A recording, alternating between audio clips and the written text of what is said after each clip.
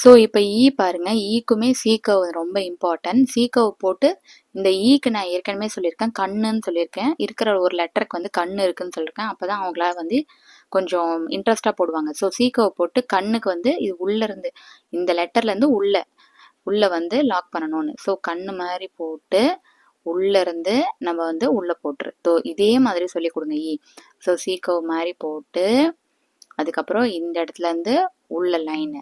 So so இது பாருங்க கொஞ்சம். ஸோ அந்த கண்ணு தெரியணும், அது உள்ள கேப் இருந்தால் போதும், அவ்வளோதான். மற்றபடி கோணல் மானலாக இருந்தால் பரவாயில்ல. ஸோ சீக்கர்வ் போட்டு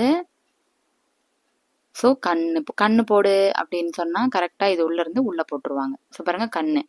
ஸோ நீங்கள் கண்ணுன்னு சொன்னீங்கன்னா தான் அவங்களுக்கு வந்து கண்ணு மாதிரி போடுவாங்க. ஓகேவா? அவங்களுக்கு கண்ணு தெரியும் எந்த ஷேப்பில் இருக்குன்னு. ஸோ நீங்கள் கண்ணுன்னு சொன்னீங்கன்னா தான் அவங்க கண்ணு மாதிரி போடுவாங்க. ஸோ குழந்தைங்கள பொறுத்த வரைக்கும் நம்மளை விட அவங்களுக்கு இமேஜினேஷன் வந்து ரொம்ப ரொம்ப அதிகம். அதனால் நீங்கள் இந்த மாதிரி இமேஜினேஷனில் நீங்கள் கண்ணு மாதிரி இருக்குது, மூக்கு மாதிரி இருக்குது, இல்லை வந்து மீன் மாதிரி இருக்குது, அந்த மாதிரி சொன்னீங்கன்னா அவங்க அந்த ஷேப்பை கொண்டு வருவாங்க. ஸோ இதுதான் அவங்களதுல வந்து. ஸோ அதனால தான் இன்ஸ்ட்ரக்ஷன்ஸ் வந்து ரொம்ப இம்பார்ட்டன்ட் நான் சொல்கிறதுக்கு காரணமே அதுதான்.